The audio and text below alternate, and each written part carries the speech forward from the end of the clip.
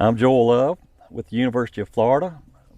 I'm here today in Jackson County, Florida. My primary responsibility is assisting growers in implementing best management practices that protect water quality, primarily in the Swanee Basin around Live Oak, Florida. But today we're privileged to be on Larry Ford's farm in northern Jackson County, and we've asked Larry to talk to us today about the value of integrating row crop and cattle together, and sometimes that's kind of hard to do and a little foreign to producers. But Mr. Larry, if you would, tell us how long you've been farming here in Jackson County, and tell us what kind of crops you're growing and how you manage the crops, and then we can go from there. I've been farming since 1970, which is this year's 50 years of farming, of which I did probably 4 or 5 years ahead of that after graduating from high school and the University of Florida. But my farming operation is entailed with growing peanuts, cotton, and corn, and I have a cattle operation with registered Brahman cattle, raising registered bulls for the commercial man, and also purebred heifers. We started implementing grazing and cover crops, so it's been 25 years ago with Dr. David Wright. On all of our land, we try to plant a cover crop, especially for the corn and for the cotton. Some of the peanuts goes behind a cover crop. But for the most part, with peanuts, we still moldboard plow. But the cover crops certainly add a lot to our farming operation, providing feed for the cattle during the time of the year that usually we don't have as much feed as we do during the summertime. So it works real well, and then coming in and killing it down to plant whatever crop that we want to plant in it works very well. Okay. So Mr. Larry, you had mentioned to me a while ago when we were talking informally, on the land you farmed in this last 50 years, you've had land that was land you picked up if leased that may not have had a cover crop, and then you've implemented cover crops, and then you've implemented grazing on cover crops. So what is the most valuable land to you out of those 3 land uses? Well, the most valuable land is a cover crop land that's in a cattle operation. We tend to always make higher yields behind the grazing than we do where we have planted just a cover crop by itself, and this is certainly very, very important in making a profit. But the soil fertility seems to be better in where the cattle have grazed, and the crop just grows off better.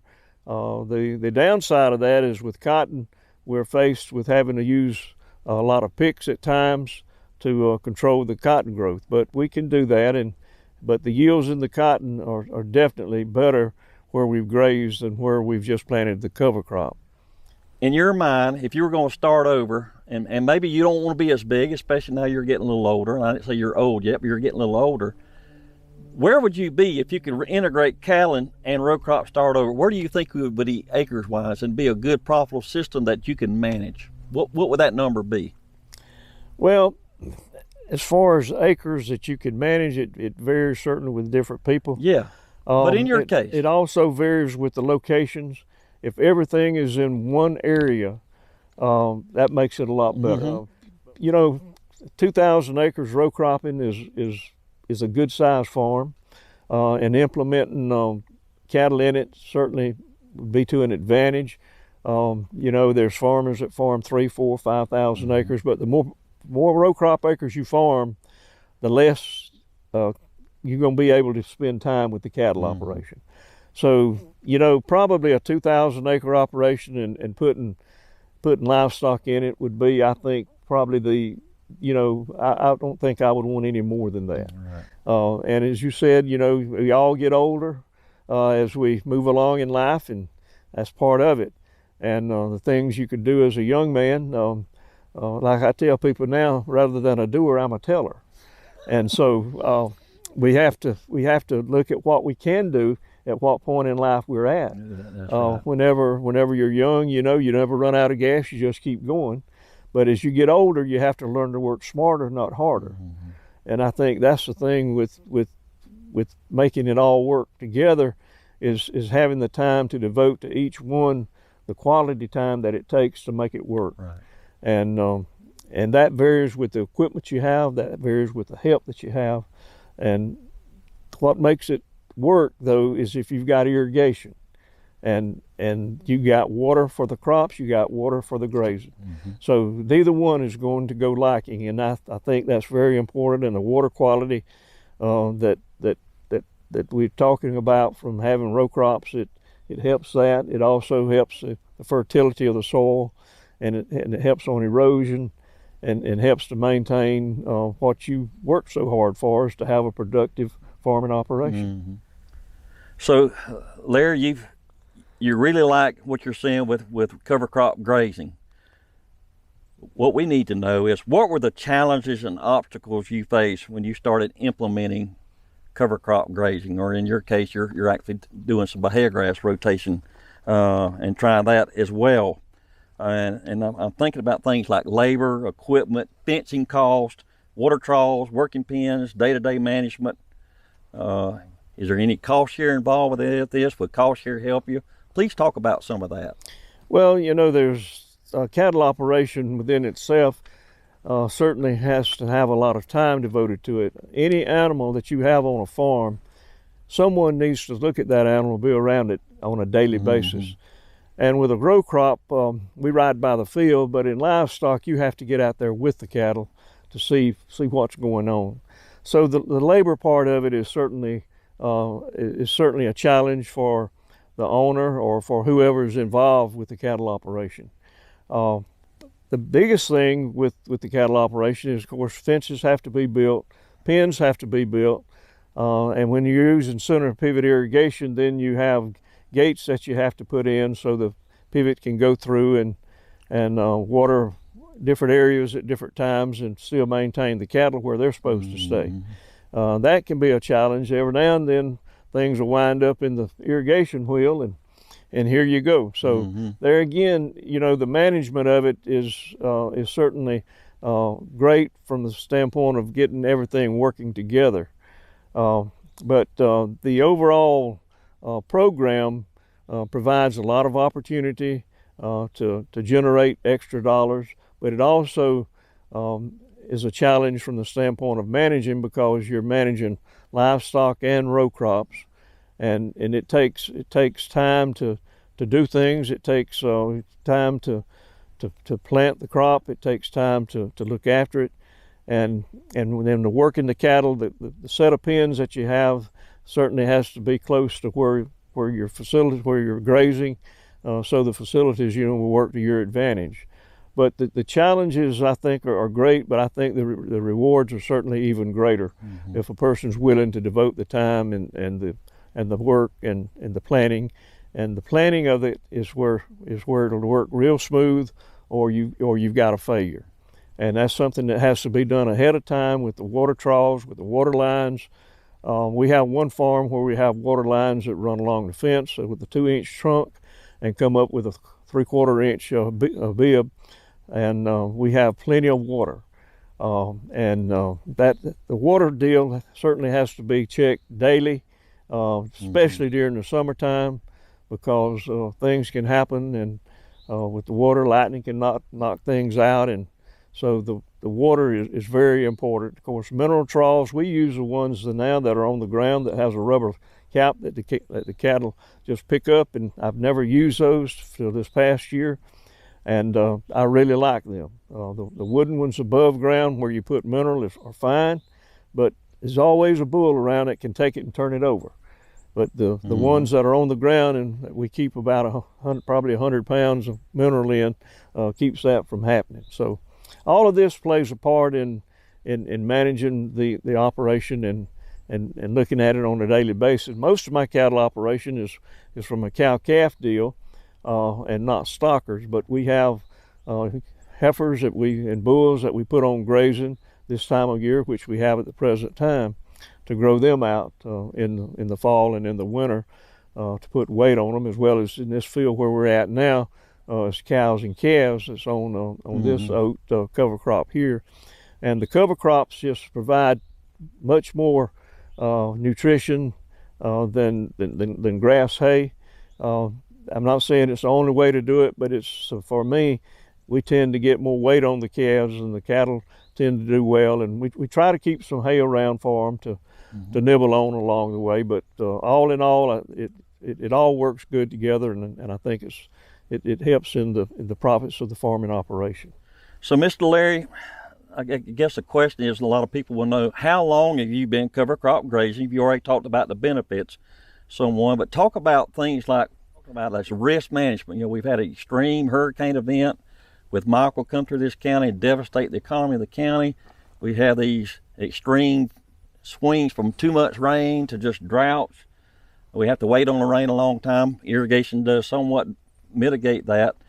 But things like cash flow, having cattle in our operation, how does that affect you financially long term? Soil health, any other benefits you've seen? And also discuss what percentage of your property is being grazed now out of all the acres you farm. Well, as far as the cover crops and the sod-based rotation or Bahia grass being included, this has been going on for roughly 15 years. Where we're at right now has been in Bahia grass on and off for probably 20 years, 25 years. And the rotation that we tend to use is 1 year of peanuts, and then we'll go to the cover crops and cotton, corn for 2 years, and then back to peanuts. I've not found any advantage of having the Bahia grass in the rotation any longer than really 2 years. It tends to work real well. And as far as having leased land to do these practices on, I think it would be very beneficial. You would want to certainly have a 5-year or 10-year lease on the property because of the fencing that you've got to put in, and also the water lines and the infrastructure that you have to develop to have a cattle operation. But the soil health that is provided from the cover crop is just extremely beneficial for the row crop. And I don't know, we probably would be better off if we had more cattle and cut everything down and tried to just do all the cattle or more cattle with this rotation rather than trying to farm more row crop land. The biggest thing with the cattle operation, it's like farming with corn or cotton or peanuts. If you want to sustain a fairly good yield, you certainly need irrigation. And if you got a lot of cattle and you run into a drought, you need a lot of hay or beneficial or other feeds that you can feed. But with this operation where you have irrigation involved with it, you will not run into that situation. At some time, you will always have the cover crop, you'll always have grazing, or you'll always have Bahia grass in that rotation. And it doesn't take a lot of water to make a cover crop grow, nor does it take a lot of water for grass. But by having ample water supply, it can certainly help maintain the cattle grazing and the daily gains that you're getting on these cattle. And I certainly would feel very good about if someone, if I could lease out some of the land that I have to outside investors that want to graze cattle. Fencing would have to be put in, but we have some 1,500 acres to 2,000 that could be put into grazing that we aren't using at the present time. But you run into labor also in a cattle operation. But in most farming operations, you have people that does a row crop, and you have people that are in the cattle side of it. And when you've got cattle, you've got to have a cattleman, someone that knows livestock that can do it in a daily basis as far as overseeing it.